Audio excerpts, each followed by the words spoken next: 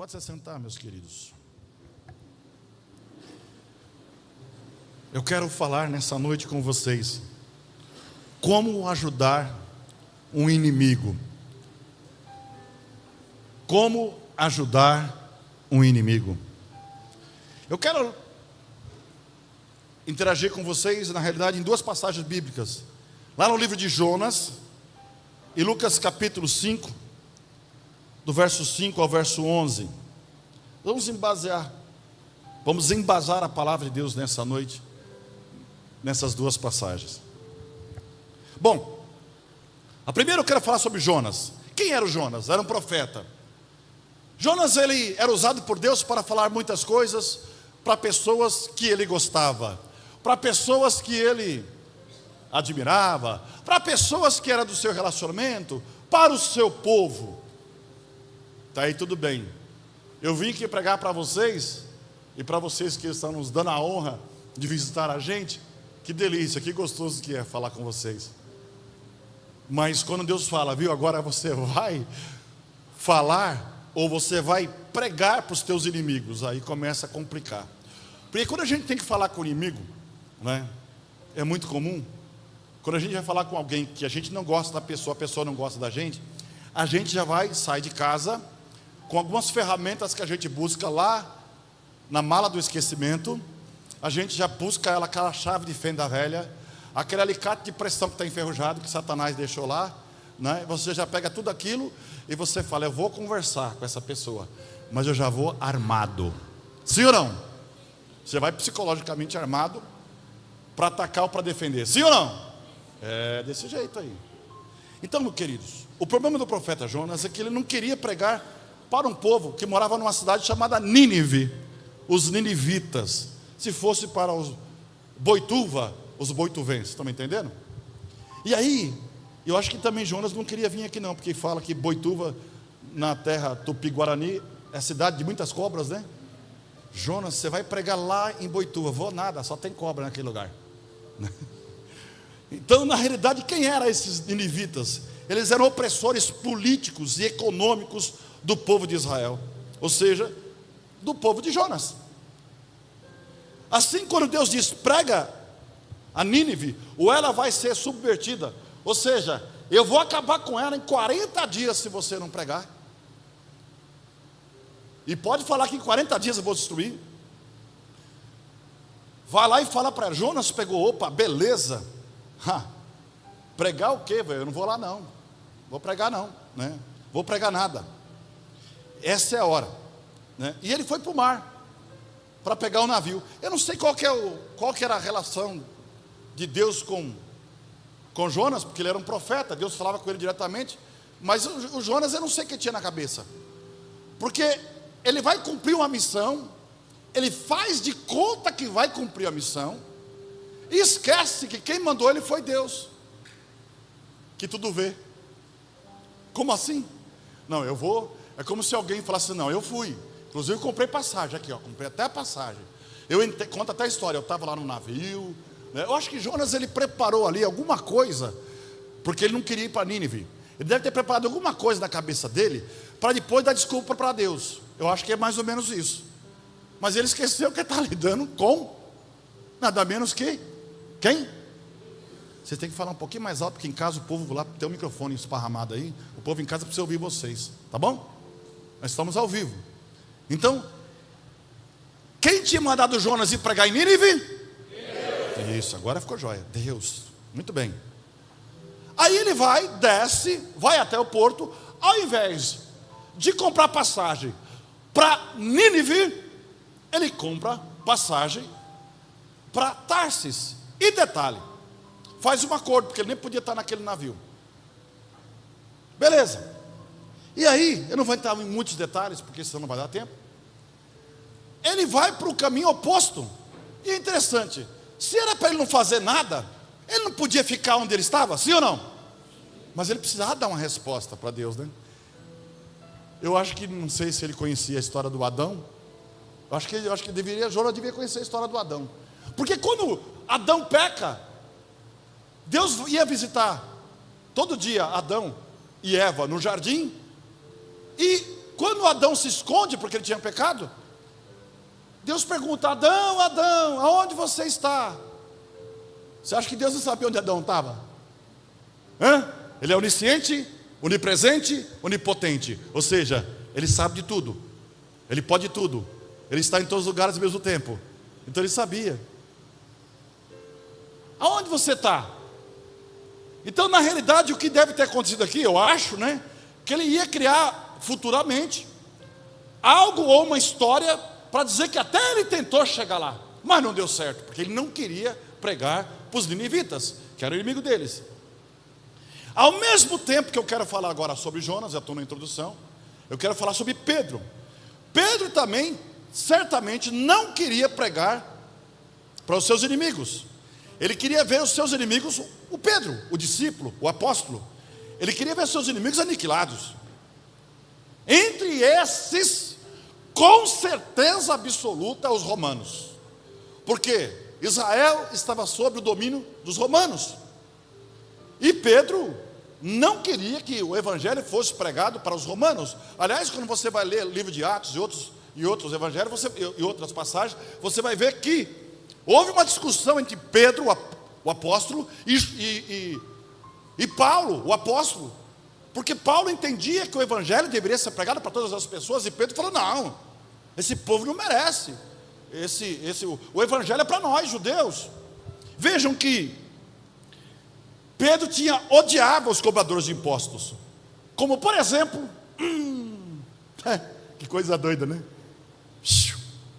Tem alguém que você não gosta, está sentado aqui? Tem alguém que você não gosta, está sentado aqui? Um dia veio uma pessoa aqui nessa igreja e sentou, não ficou 5 minutos e foi embora. Essa igreja tinha pouquinha gente, tinha umas 10, 12 pessoas, e foi embora. Porque quando ela chegou aqui na igreja, ele contou o seu desafeto. Eu percebi que o casal te levantou e foi embora. Depois eu fiquei sabendo da história. Pedro odiava os romanos, porque os impostos que os romanos cobravam era coisa muito alta. Eles trabalhavam e grande parte do suor ficava com os romanos. E Jesus passa na coletoria e chama o cara chamado Mateus, cobrador de impostos. Ele fala: vem e segue-me. Eu tenho certeza que esse camarada chamado Mateus, esse episódio está lá em Mateus capítulo 9, do verso 9 ao verso 13. Marcos escreve isso também, está lá em Marcos capítulo 2, verso 13 ao verso 17. Lucas escreve isso também, está lá em Lucas capítulo 5, do verso 27 ao verso 28. Então, se Pedro fosse Jesus, a última pessoa que ele poderia chamar era Mateus. Mateus era cobrador de imposto. E Jesus estava recrutando os discípulos. Aí Jesus chega para Mateus e fala: vem e segue-me, não é? Então Pedro jamais chamaria Mateus. Além disso, Mateus era um homem muito rico, não é? E a riqueza que ele tinha era a riqueza que não era dele, uma riqueza tirada de cobranças de impostos que faziam as pessoas sofrerem, né?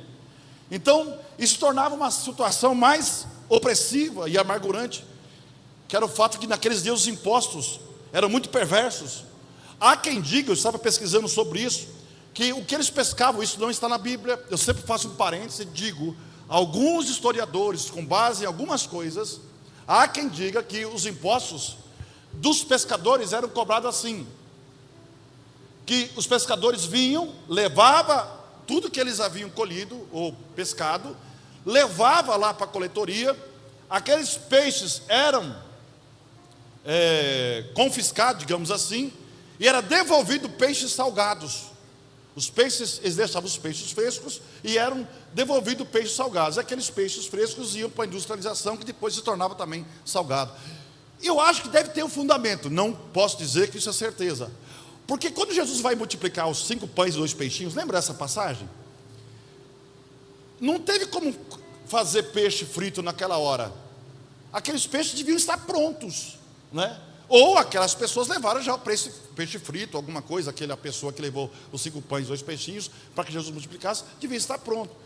Não vou dizer que isso é verdade, porque isso não está na Bíblia, mas há quem diga isso, que fala isso, entende?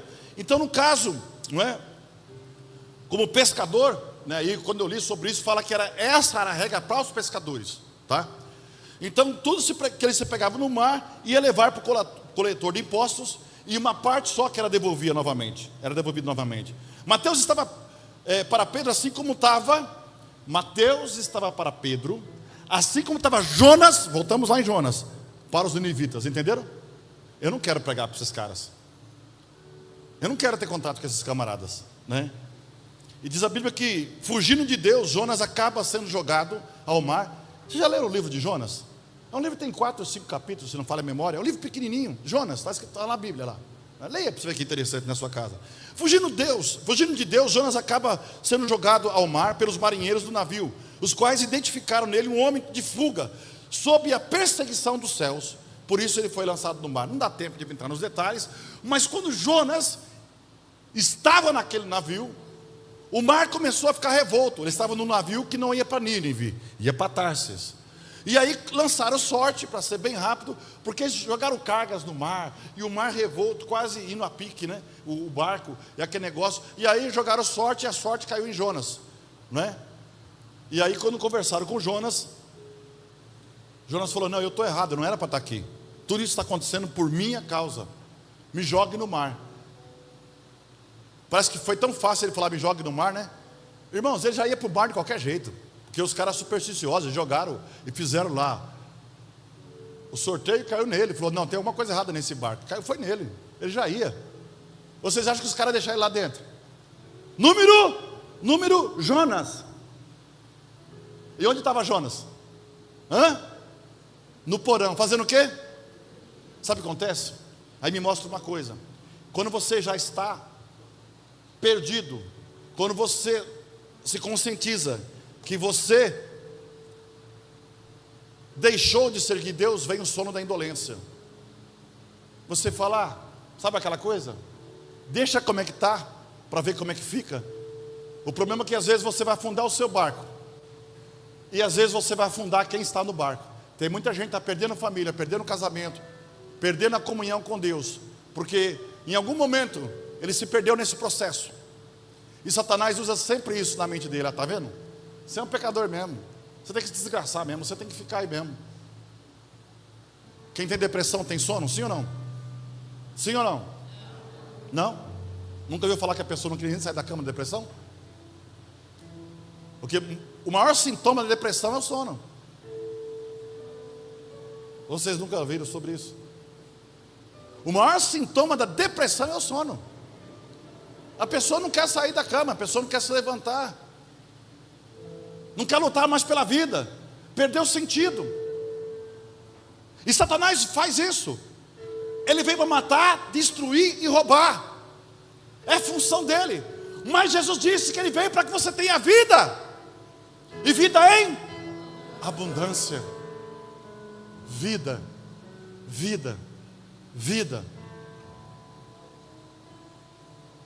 Hoje pela manhã eu estava indo buscar uma pessoa para vir à igreja, e a hora que eu abro o vidro do carro, senti aquele cheiro do mato, sabe? Daquela orvalho que cai na noite. Na hora me veio na minha mente: vida. Você está vivo só para ficar andando. Você está vivo só para estar aqui. Você está vivo só para mostrar para as pessoas. Você morreu faz tempo, e você sabe disso. Mas Jesus te traz aqui para que você tenha vida, para que você tenha vontade de viver, para que Satanás não domine a sua mente e diga que você não é ninguém, para que ele pare de dizer que você não é capaz.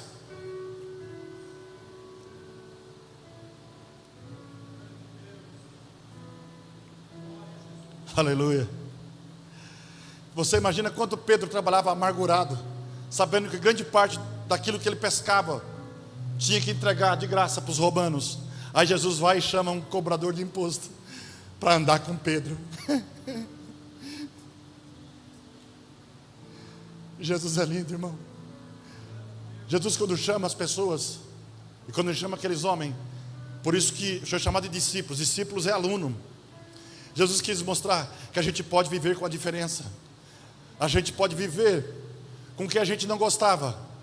Porque a palavra de Deus diz que o amor encobre uma multidão de pecados. Tem gente que não entende o que é o amor. Não sabe o que é isso. Porque infelizmente a gente só cobra. Em 1 Pedro, capítulo 4, verso 8, fala sobre isso.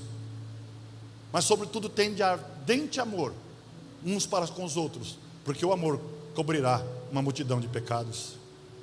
Ela é chata? É.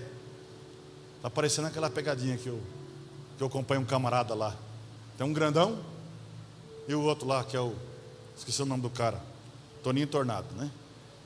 E vai lá, ele pega aquele grandão lá, põe na praça, cuida dele para mim que tem problema aí, né? Eu vou buscar o negócio ali. Quando ele vai lá, o grandão está só xingando o cara do lado lá, né? E quando ele chega, ele... você falou com o rapaz para cuidar dele. O rapaz é mal educado. O rapaz me xingou aqui, eu estou cuidando dele aqui quando o senhor foi ali. Falou que eu sou chato, mas eu não falei nada. Aí o Toninho Tornado fala para ele assim: viu, você não pode fazer essas coisas. Você não pode falar isso. Ele é chato? É, mas não pode falar. Não é? Ela é chata? É. Ele é chato. Mas se você ama, isso acaba desaparecendo.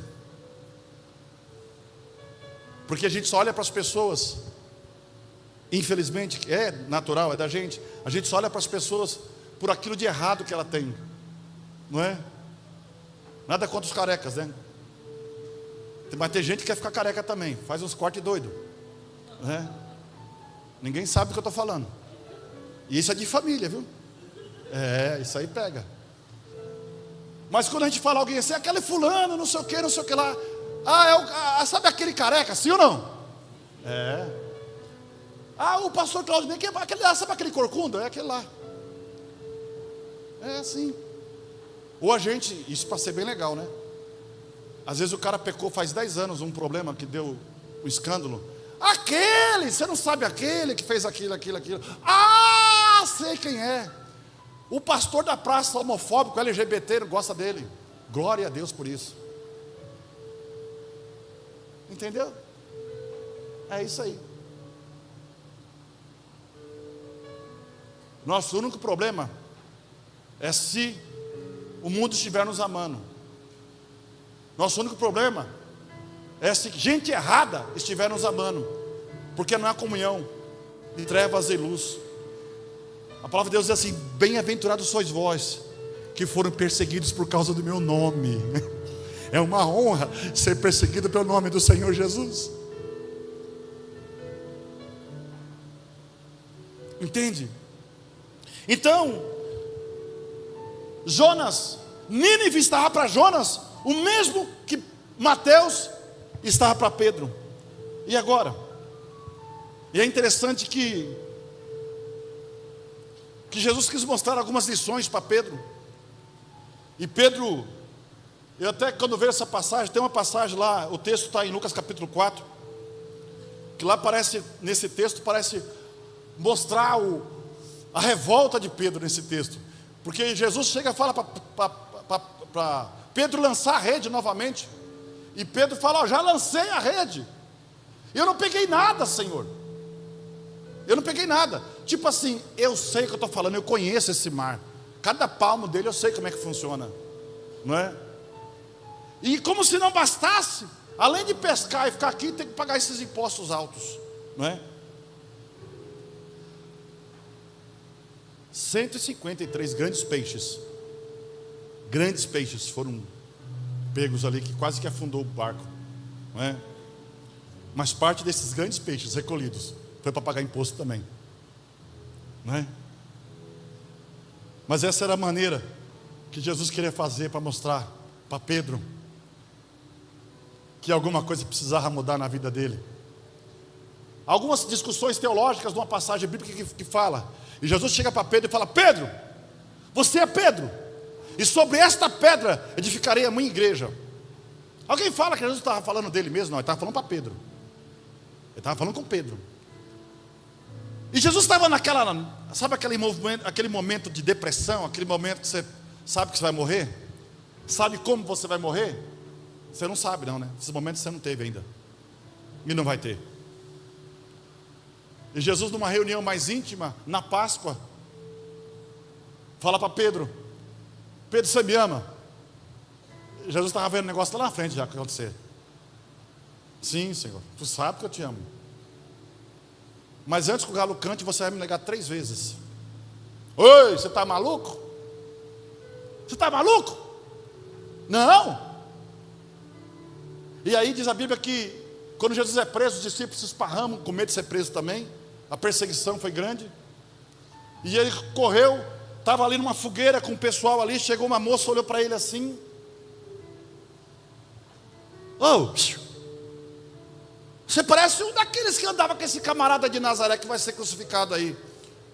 Eu não conheço esse homem não. Aí chega um camarada e fala: meu, estranho, parece você desse. Que quem andou com Jesus nunca mais foi igual, jamais será igual. Quem conhece esse amor, quem conhece essa essência, pode andar onde estiver andando.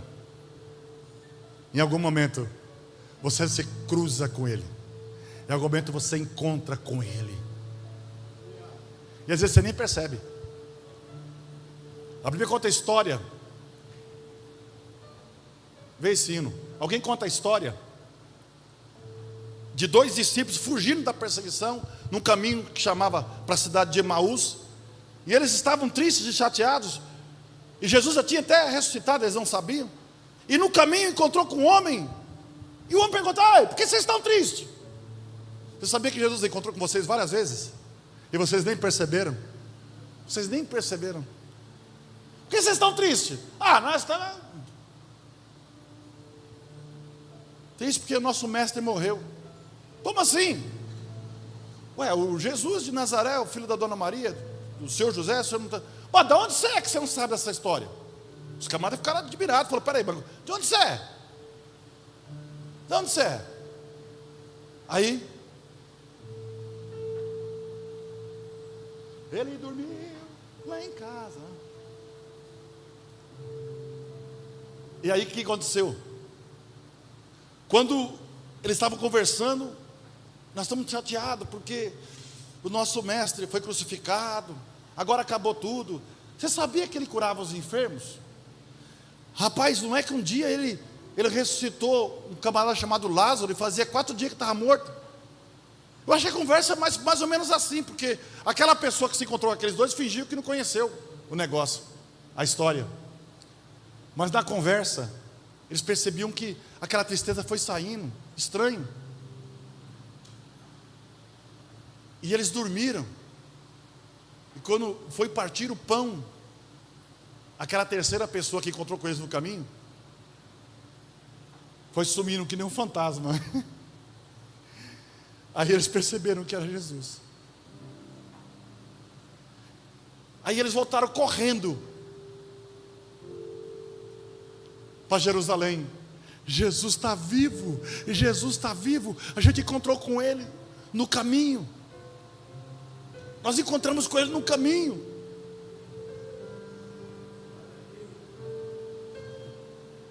Ele dormiu lá em casa,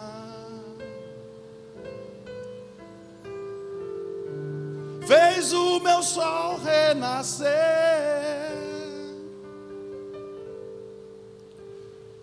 Foi no partir do pão que Ele sumiu,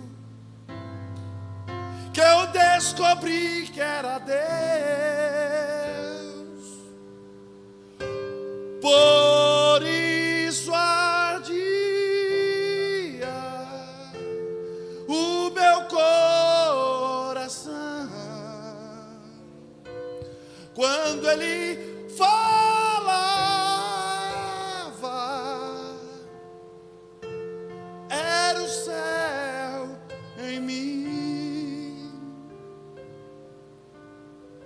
Às vezes Deus usa pessoas para falar com a gente, no momento da dor, da dificuldade, mas a gente não percebe, porque a gente está tão focado no nosso problema, que a gente está dormindo no sono da indolência, na depressão.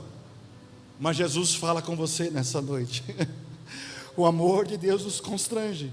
Jesus amava o inimigo, dando a ele peixe do milagre, mesmo que ele devolvesse peixe seco. Só Deus sabe quanto esse ato provocou na mente de Mateus, porque Jesus chega na coleteria e fala: vem, segue-me. Você acha que Mateus ia deixar de ser fiscal de renda e ia andar com Jesus assim? Mateus já conhecia a fama de Jesus, Mateus já sabia do amor de Jesus. Ele larga tudo, larga a profissão e segue Jesus. De cobrador de impostos para um discípulo sem promessa de absolutamente nada, apenas da vida eterna.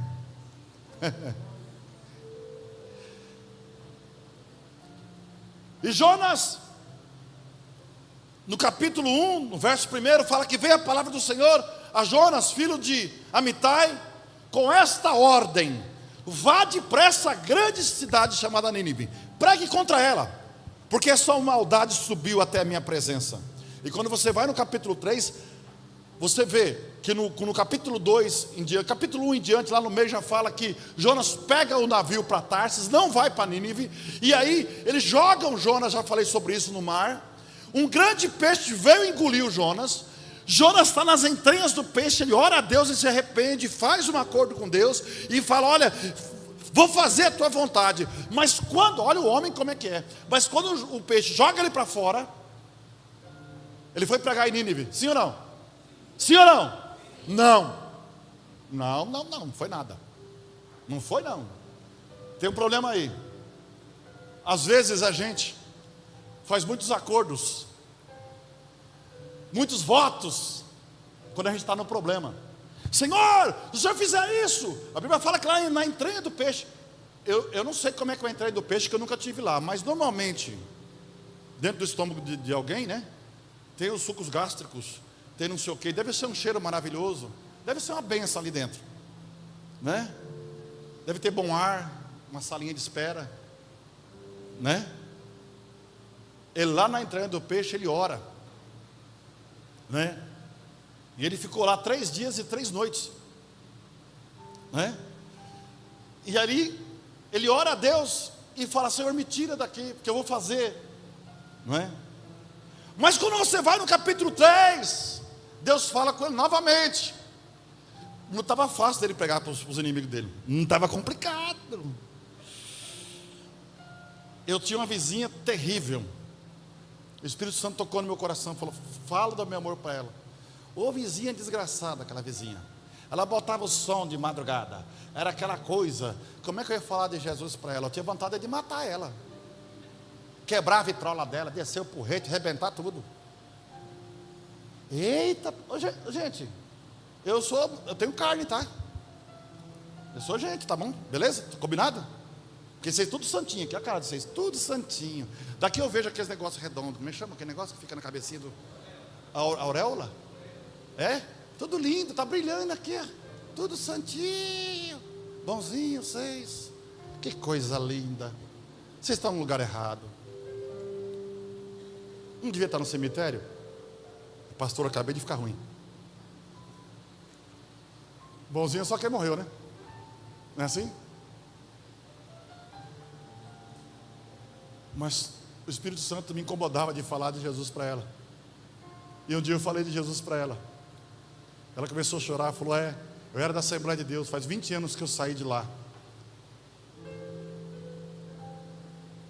Eu vejo o senhor indo para a igreja, e às vezes eu penso, eu podia ir também. Eu falei: pois é, vai. Não sei se foi porque ela mudou, né? Mas é assim, como falar para o inimigo? Estava um problema sério, porque em Jonas capítulo 3 veio de novo, pela segunda vez, a ordem. Jonas capítulo 3, verso 2: vá à grande cidade de Nínive e pregue contra ela essa mensagem que eu vou dar. Aí vai no verso 5, Jonas 3 e 5. Os ninivitas creram em Deus depois que ele pregou, porque Jonas não queria que aquele povo também se arrependesse. Você está me entendendo? É assim, eles vão morrer mesmo? Deus vai acabar com eles. Oh, glória a Deus, Deus vai acabar com meus inimigos. Então, se eu não for pregar, vai ficar chique. Mas como Deus está insistindo, eu vou lá pregar. Mas esse povo é tão ruim que eles não vão se converter. Jonas estava torcendo para o pior. Só que aconteceu o contrário. Os ninivitas creram em Deus, proclamaram um jejum, e todos eles, do maior ao menor, se vestiram de pano de saco. E quando as notícias chegou no... Aí piorou, aí o negócio ficou difícil. Quando a notícia chegou, verso 6, no rei de Nínive, ele se levantou do trono, porque Nínive era muito grande, e Jonas passou 3 dias pregando lá, falando, se arrepende, porque em 40 dias Deus vai destruir essa cidade, que a maldade chegou até Deus. E aí o que aconteceu? Quando chegou a notícia para o rei fez o pior para Jonas. Ele se levantou do trono, tirou o manto real, vestiu de saco, roupa de saco, não é mais de, né? Quer dizer, de humildade, né? Sentou-se sobre uma cinza e fez a proclamação em Nínive, fez um decreto do rei aos seus nobres: não é permitido nenhum homem ou animal, bois ou ovelhas, provar alguma coisa, não comam, não bebam, cubram-se de panos de saco, homens e animais, e todos clamem a Deus com todas as suas forças, deixe os seus maus caminhos e a violência. O rei fez um edital: talvez se arrependa e abandone da ira, e não sejamos destruídos. Esse foi o edital do rei. Aí Jonas ficou pior. Caramba, eu já não queria pregar para esses caras. Agora, eu fiz uma pregação meia boca, sabe como é que é? Aquela pregação, fazer uma pregação para ninguém se converter, sabe como é que é? E agora até o rei agora entrou na toada. Até o rei agora comprou a briga. Agora o rei fez o edital. Agora quem não cumprir morre. Lascou. O rei deixou até os animais com fome, você vê aqui. Olha a raiva de Jonas. Eita, rapaz, olha a raiva de Jonas. Aí no verso 10 fala assim: tendo em vista que eles fizeram e como abandonaram os seus maus caminhos, Deus se arrependeu e não destruiu aquela cidade. Mas Jonas ficou com raiva. O profeta Jonas acaba sendo forçado a pregar para os seus inimigos, e com rancor, diante do arrependimento dos seus inimigos, ele se ira, posto os interesses ideológicos, os interesses políticos e das forças, os preconceitos que ele tinha. Até depois de ter sobrevivido daquela viagem sólida dentro de um animal, de um grande peixe, não é? Aí Jonas se ira. Olha lá, Jonas se tornou ali hostil. Jonas capítulo 4. Jonas, porém, verso 1, ficou profundamente descontente com isso. Eu preguei para meu vizinho porque eu sou obrigado a pregar. Espero que ele não vá na igreja. Está lá, veio na igreja. Vou ter que mudar de igreja. Não dá. Irmão, você vai ter que mudar do céu. Se você mudar do céu, você vai para o inferno, porque só tem céu e inferno. Aí você escolhe onde você vai ficar. Eu não acredito que aquela pessoa agora está na igreja, aquele sem vergonha, safado, vagabundo, que fez acontecer, agora está na igreja, dando de santinho. Vai, viu? Sabe o que aconteceu? Como Deus é lindo, né? E orou ao Senhor. Olha a oração de Jonas. E orou, verso 2, capítulo 4, verso 2. Senhor, não foi isso que eu disse quando ainda estava em casa? Foi por isso que me apressei em fugir para Tarsis. Eu sabia que tu és Deus misericordioso e compassivo e muito paciente, cheio de amor. Prometeste castigar esse povo, e o Senhor se arrependeu. Que oração mais louca é essa, gente? Eu acho que alguém já fez essa oração, né? Você vai cair na mão de Deus. Olha que coração doido que o cara fez, não é? Aí sabe o que ele quis? Eu quero morrer. Aí ele fala no verso 3: agora, Senhor, tira a minha vida, eu imploro, porque não é para mim melhor isso do que viver. Aí eu não suporto a irmã tal, eu não suporto o irmão tal, eu não suporto esse pastor. O pastor não tem problema, tem um monte de igreja aqui em Boituva, não fica pecando aqui dentro, em nome de Jesus. Vai procurar salvação, não fica aqui não, você não é obrigado a ficar me ouvindo aqui. Mas o irmão, você é obrigado, tá? Eu não vou mandar ele embora. Olha que oração que Jonas faz. E tem hora que dá vontade de fazer essa oração. Sabia que pastor às vezes tem vontade de fazer essa oração? Senhor, põe a tua mão naquela crente que me enche o saco, Jesus. Me perturba, meu pai, rebenta aquele lá. Não, se você deixar a carne, você vai orar desse jeito. O Senhor não lhe respondeu. Aí passa um tempo, o Senhor responde. Olha como Deus é lindo. Ô Jonas, por que essa fúria, cara? Você está nervoso, né? Jonas saiu, sentou no lugar a leste da cidade, construiu um abrigo para ele, porque não queria nem ficar perto daquele povo, né? Aí Deus fez crescer uma planta, está no verso 6, porque Jonas, pelo que eu vi aqui, acho que ele é meio careca, né? E foi uma grande alegria para Jonas, porque ele ficou debaixo de uma sombrinha, né? Mas de madrugada, no dia seguinte, Deus mandou um largato. Deus de vez em quando mandou um largato para tirar a sombra da gente. Deus mandou um largato e secou a planta. E quando nasceu o sol, Deus trouxe um vento mais quente. Deus é tremendo, né? Ele gosta também de cutucar a gente, né? Já não tinha mais a cobertura para a cabeça dele. Aí Deus ainda manda um vento quente para esquentar um pouco, dá uma forcinha, né? Dá uma forcinha para Jonas. E o sol bateu na cabeça de Jonas ao ponto dele desmaiar. Ele teve uma insolação. E com isso, ele desejou morrer de novo. Ele disse: para mim, parece que eu vejo Jonas gritando lá, deitado lá, para mim é melhor morrer. As orações dos covardes, né? Quem sabe que você não fez essa oração? Senhor, eu quero morrer, eu não aguento mais. Tem gente que não tem coragem de pedir a morte e fala assim: ora vem, Senhor Jesus, quando é que o Senhor vai vir? Vem logo, Jesus, vem logo, porque eu não aguento mais. Não é assim? E olha o que aconteceu. Ele desejou morrer, mas no verso 9, Deus disse a Jonas: olha como Deus é maravilhoso. Você tem alguma razão para estar furioso por causa de uma planta, Jonas? Sim, eu tenho, estou furioso, ao ponto de querer morrer. Aí no verso 10, Senhor, mas viu? Deus fala: você tem pena dessa planta?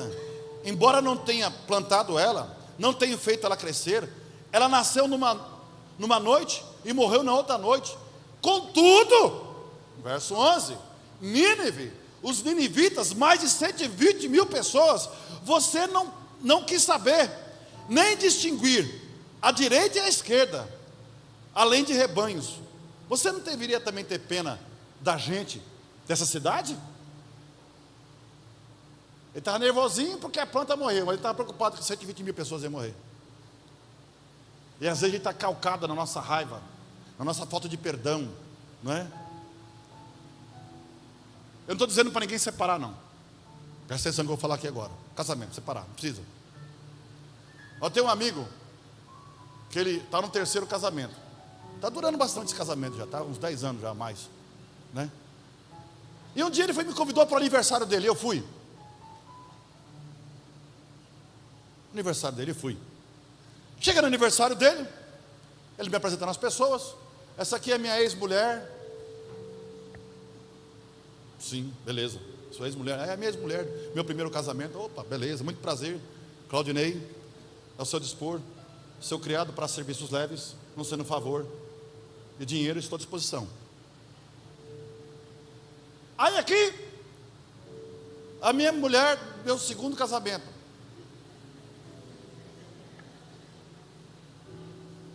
Muito prazer, Claudinei, seu criado para serviços leves, não sendo favor, nem dinheiro, estou à disposição. Acabou a festa, tudo. Encontrei com ele depois. Não vou dar muitos detalhes, vão saber quem é. Eu falei: fulano, como é que é essa história? Que negócio que é esse aí? Às vezes mulher estava no seu aniversário. Claudinei, não deu certo o casamento, mas a gente continua amigo, qual é o problema? Eu falei: não, porque normalmente é facada, porrada, chute, o que é isso aí? Não, nós temos filho juntos. Cada casamento teve um filho. Nós temos algo em comum. Porque ex-mulher e ex-marido é confusão, sim ou não? Via de regra, sim ou não? É. Então, esse é o problema.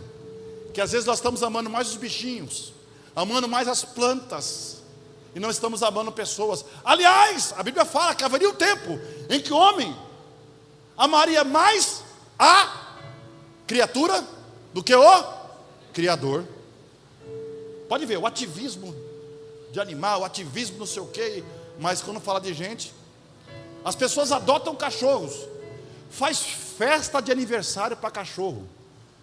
Eu não sei como é que pensa um cachorro, porque eu nunca fui um, e não acredito que serei. Mas o cachorro lá, parabéns para você, cachorrinho, aquele negócio. O cachorro louco para sair dali, mas não tem coragem de dar um prato de comida para uma criança que está na rua.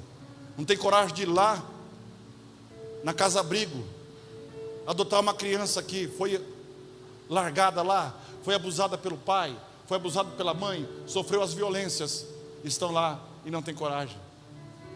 Então, às vezes, as maldades que nós estamos vendo nesse tempo presente é exatamente as maldades daquilo que nós somos.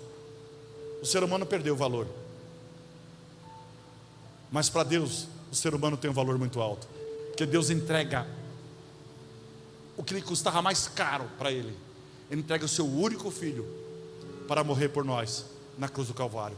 Por isso, quando João escreve em 3:16, ele fala assim, que Deus amou o mundo de tal maneira, ele não consegue descrever essa maneira, de tal maneira que Ele mandou o seu único filho para morrer por nós, em nosso lugar. Entende?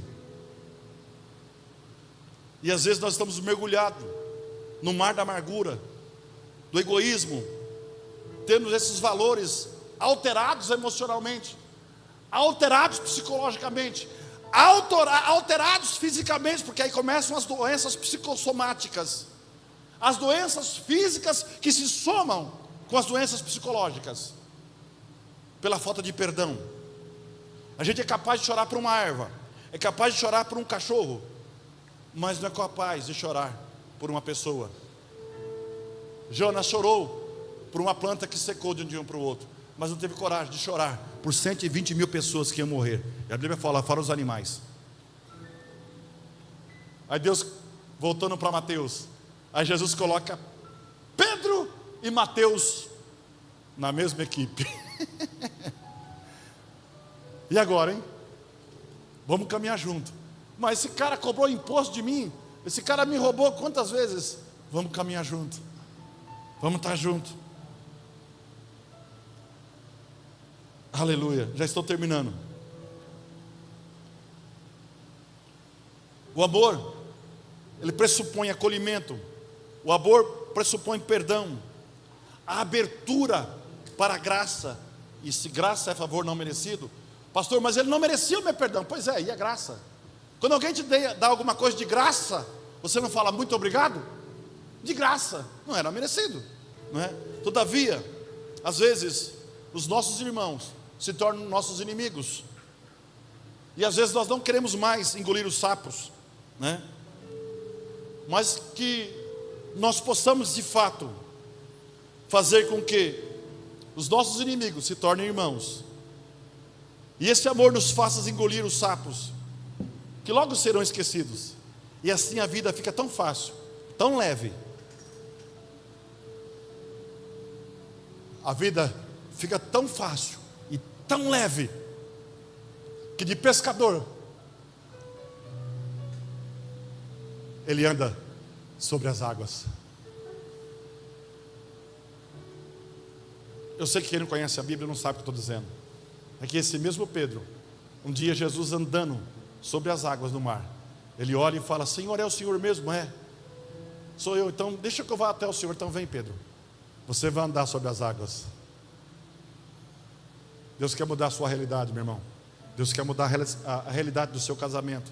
Deus quer mudar a realidade da sua vida. De pescador, você vai ficar tão leve que você vai andar sobre as águas. Obviamente estou falando de uma metáfora, mas elas são verdadeiras, conforme o testemunho da realidade e da vida. E quem não entende isso vai se afogar, como o próprio Pedro começou a se afogar, porque quando ele olha à sua volta, ele sabe que aquilo não é normal, Eu não posso estar andando sobre a água. Tem uma coisa errada nisso.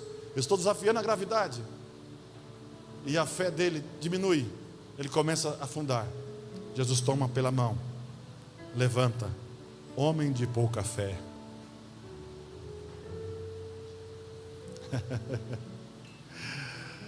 Por que você duvidou? Eu sei que você está tão submerso nisso que te incomoda, que você até duvida que tem solução. Mas o médico dos médicos está aqui nessa noite. O Senhor dos senhores está aqui nessa noite. Aquele que tudo pode, aquele que era, aquele que é, aquele que é e sempre será Deus, está aqui nessa noite. Porque por Ele e para Ele são todas as coisas. Glória a Ele. Amém. Se coloque de pé. Eu quero orar nesse momento. E se você sentiu que essa palavra tocou no seu coração, e que você precisa de algo na sua vida, que há muito tempo você precisa se libertar disso, que te incomodou e te incomoda, eu quero que você saia do seu lugar. Se você quiser, é uma ação. Quando você vê os milagres na Bíblia, todos eles tiveram uma ação de quem queria ser curado, de quem queria ser abençoado. Eu quero que você saia do seu lugar e você venha aqui à frente. Eu vou orar por você, em nome de Jesus, em nome de Jesus, em nome de Jesus. Isso te incomoda há muito tempo, e hoje você vai deixar aqui nesse altar que está te incomodando, e Deus vai mudar a sua história. Você não vai dizer, mas é ele ou é ela, não interessa. O Senhor ama você e ama ela da mesma forma. Da mesma forma.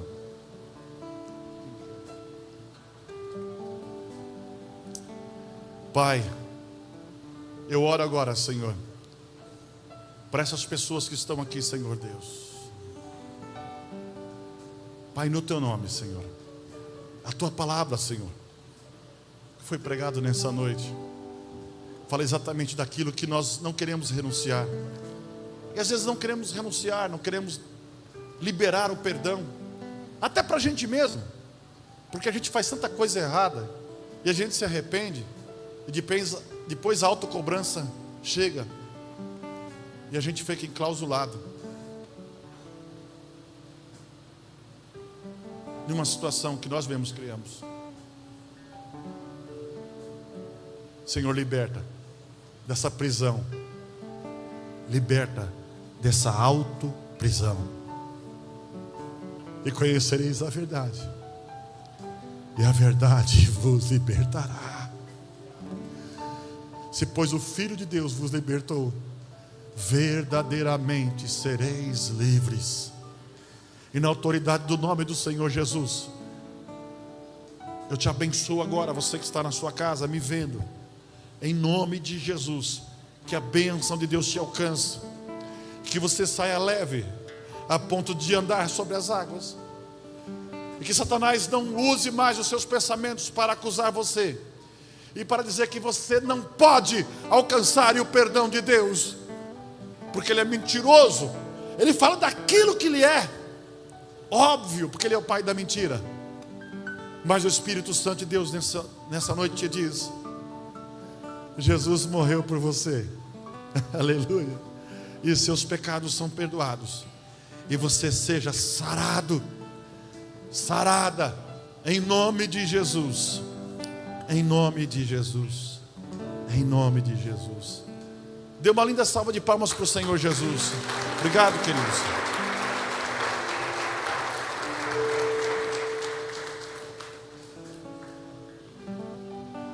Eu faço uma outra pergunta nessa noite. Você que entrou pela primeira, segunda, terceira vez, você que entrou pela primeira, segunda, terceira vez, não importa, que eu quero te falar desse Jesus que já preguei nessa noite. Eu quero fazer uma pergunta para você, se você quer aceitar esse Jesus no teu coração. Pastor, o que é isso? Eu não estou convidando você para mudar de religião, porque a religião escraviza a pessoa. Eu estou convidando você para uma nova vida, para deixar Jesus entrar no seu coração, e você tenha certeza da vida eterna na sua vida. Ou seja, quando você não estiver mais nessa vida, você estará com Ele para sempre, numa vida eterna, onde os céus te esperam e a glória de Deus te espera. Eu quero te convidar a aceitar esse Senhor Jesus. A gente tem coragem para muita coisa, mas as coisas espirituais é muito difícil. Se você tem essa coragem, levante sua mão assim, e eu vou orar por você. E em nome de Jesus, seu nome vai ser escrito lá no livro da Bíblia. Eu estou citando um texto bíblico. E naquele dia você será contado com os santos que estarão com Ele para sempre. A Bíblia fala que serão tantos como a areia da praia. E você entrará no reino de Deus. Alguém para Jesus nessa noite, dê um sinal assim, bem alto, e eu vou orar por você. Eu fiz isso um dia, nunca me arrependi. Essas pessoas fizeram também, nunca se arrependeram. Tem alguém para Jesus nessa noite? Dê um sinal com a sua mão. Não tem? Que Deus te abençoe. Eu sei que você na sua casa deve estar fazendo isso. Pai, essa pessoa que ora comigo agora, ouvindo essa palavra, escreve o nome dela no livro da vida, Senhor Deus. Escreve também um novo capítulo na vida dessa pessoa, como um livro que até hoje foi escrito por tantas coisas erradas, mas que a partir de agora, como páginas em branco, o Senhor, o Espírito Santo, começa a escrever o primeiro dia de vida do resto da vida dessa pessoa. Dias de vitória, dias de bênção. Oh, aleluia. Tu és maravilhoso. Dê a tua bênção, Senhor Jesus. Amém. Amém.